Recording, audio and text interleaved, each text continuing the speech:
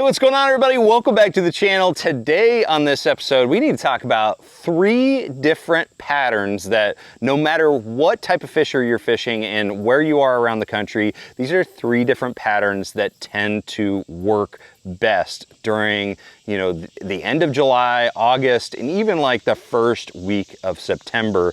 These are the dog days of summer. It's brutal out here. It's hot. Very little wind. Once you start getting into the end of July, a lot of times you start seeing a little bit more rainstorms like you saw in like June and stuff like that. But overall, you don't have a whole lot of wind or rain that is really going to mix things up. So the bite can get really tough. But there's a few different types of cover and situations that really tend to kind of combat the dog days of summer. The very first one that we've got to talk about is moving water. Okay, current is going to be a huge deal during this time of year. And a lot of times, I live on the Tennessee River, and a lot of times this is a time of the year where you don't get a lot of current at all. Again, you're not getting a lot of rain, so they don't want to, pull as much current. And also on lakes like Chickamauga, they've changed the current generation schedule, so they're just not pulling as much current as they once did. But current is very important. But one thing that I like to look for on fisheries that generally don't have a lot of current are the micro current situations. I don't know if that's the right term for it, but little areas or little situations that are creating some sort of current. A great example of this would be an irrigation pipe dumping water into the fishery that you're fishing. Okay, just a little bit of running water, or it could be a pump pulling water out of an area for some type of machinery. You see that, like I was fishing the James River 2 years ago, and there was a factory of some sort, pulling water out of an area that I was fishing. There's this little area where the pumps were sucking water, creating current. That was a spot where I caught a lot of fish.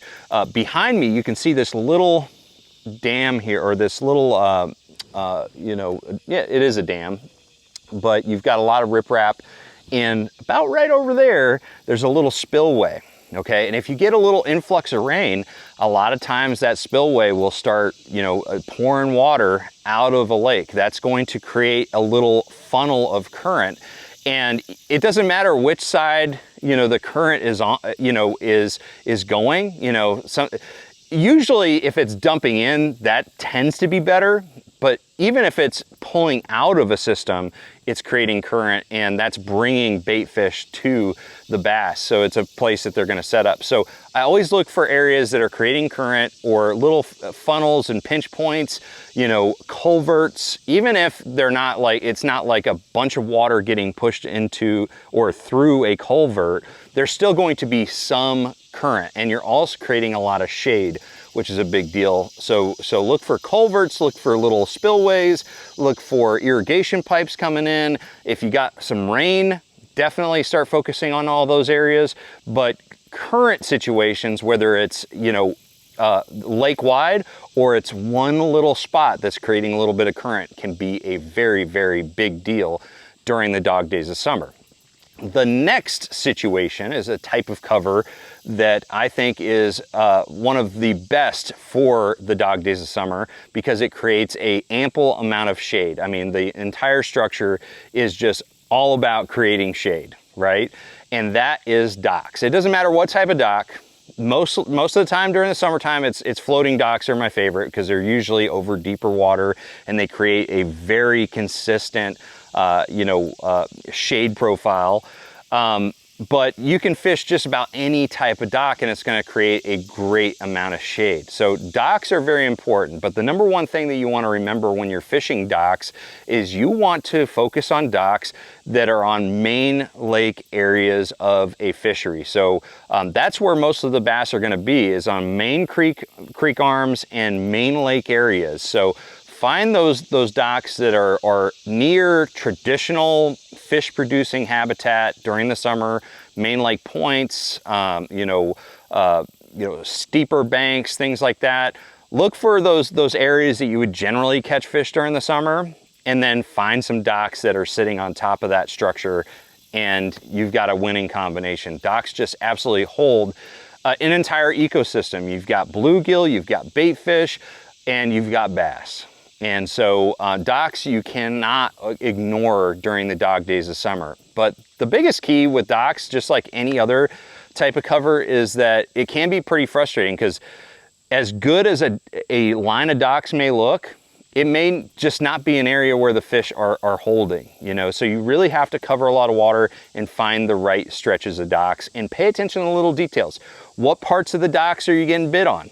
Usually it's gonna be the outsides or the sides of the dock, not really on the inside, like towards the walkways during the summertime. But you need to pay attention where you're getting those bites. That is super, super important. But overall, docks are going to be a very consistent producer during the dog days.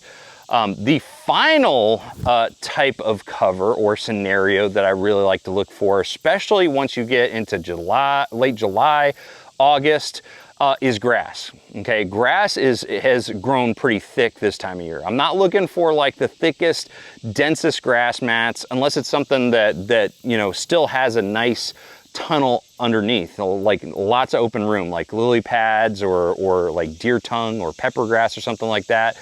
But like hydrilla milfoil, it can actually grow too thick during July and August, and there's just not enough space for the fish to navigate underneath. But really, for that type of grass, what I'm looking for hydrilla and milfoil isn't necessarily topped out milfoil or hydrilla.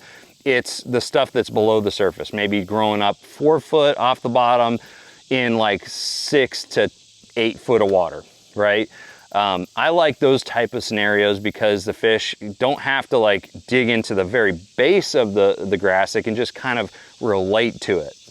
And the grass, just like we talked about with docks, is a very fertile ecosystem. There's a lot going on there. Every single level of the food chain is in the grass, and it produces oxygen. It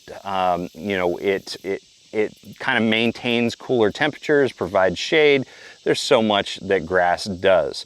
So grass is really good, and this is the time of year where on lakes like Chickamauga, where I traditionally live, grass starts playing a bigger role than just about any other patterns, because you know the fish have kind of got pushed off of the real obvious ledge type structure, and they start just kind of congregating around the grass that has grown up to this perfect density. So definitely do not overlook grass on any lake. If you find a good patch of grass on a lake during the dog days of summer, I promise you there is a population of fish that are holding on that grass. So never overlook a good grass patch. But again, it may be if it's grown up to the surface, it may be too thick until the root systems start dying off, until like September and October, a time period like that. So anyways, guys, just wanted to outline 3 different scenarios that you have to pay attention to if you're struggling during the dog days of summer.